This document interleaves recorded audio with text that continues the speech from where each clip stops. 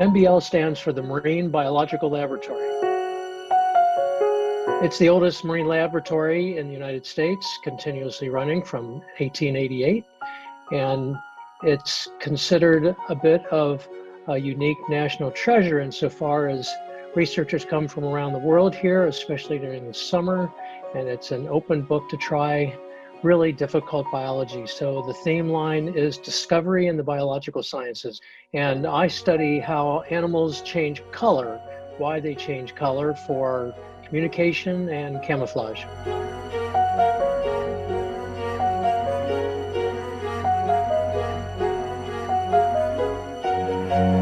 I am Duygu Özpolat, and I'm one of the Hibbett Fellows at the Marine Biological Laboratory. This is an early career fellowship, and I have my own research group there.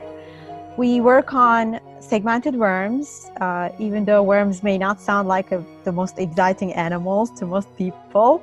I love worms, they are amazing. And they are really good at regenerating. So if you cut them into two, they can actually survive that and make a whole new tail or a whole new head. So that's what we try to understand, how they do this. MBL is a wonderful historical research and education institution that is located in Woodhull, Massachusetts.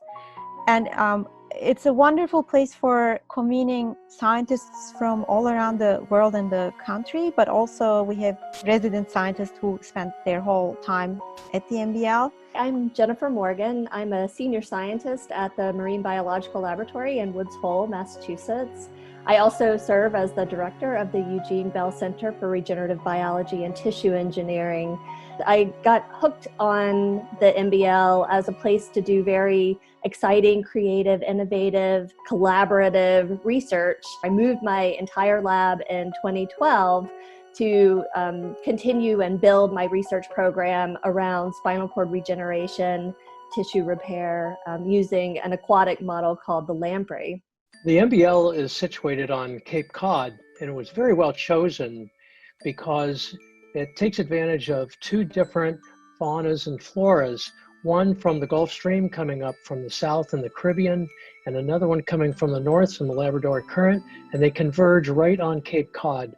So we have maybe double the number of animals and plants in the ocean right here on Cape Cod. It's a very special place, nothing like it on the eastern coast of North America.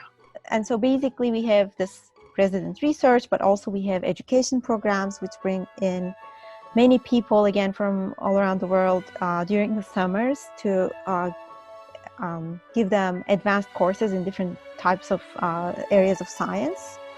And so I think it's very special in that it has this convening power for so many people to get together and share ideas and have this hands-on education for science. It's very well established now that collaborations lead to better grant funding and better projects and better science. And to be doing research in a place that celebrates collaboration is very rewarding, but it's also a little bit unusual. In a lot of academic institutions, you're encouraged to kind of do your science by yourself, and you only get credited for the science that your lab does without other big name people. And at MBL, I would say we kind of flip that on its head. I think MBL is a place that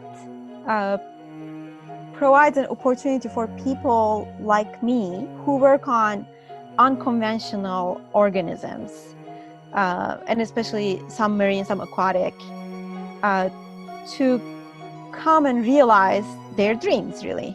Again, because all these organisms we study are so now outside of the convention in biology, but there is such amazing biology to discover about them.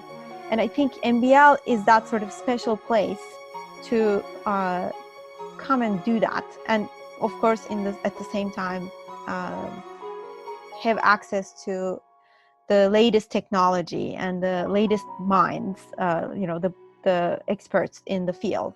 I think, in envisioning the future of the MBL and the Bell Center within it, I think we can see more imaging technology being developed and ways to use genetic and genomic approaches, gene editing, for example, other types of molecular editing that can not only tell us something about fundamental biology like regeneration and tissue engineering, but may have applied purposes.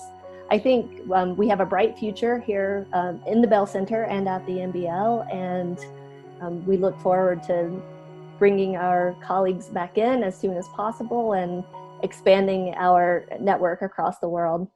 The future of the MBL is tied into the future of discovering new mechanisms that are happening on really important scales.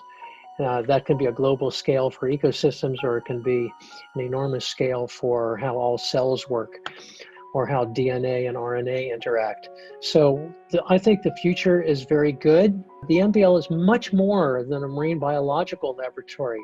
It's a laboratory that studies many aspects of biology, including molecular evolution and cell biology, and a lot of things that don't go with that particular title that the MBL has. If all of your experiments are working, you're not asking difficult enough questions that are important enough. You have to try new things when you come here. That's what people are promoted to do.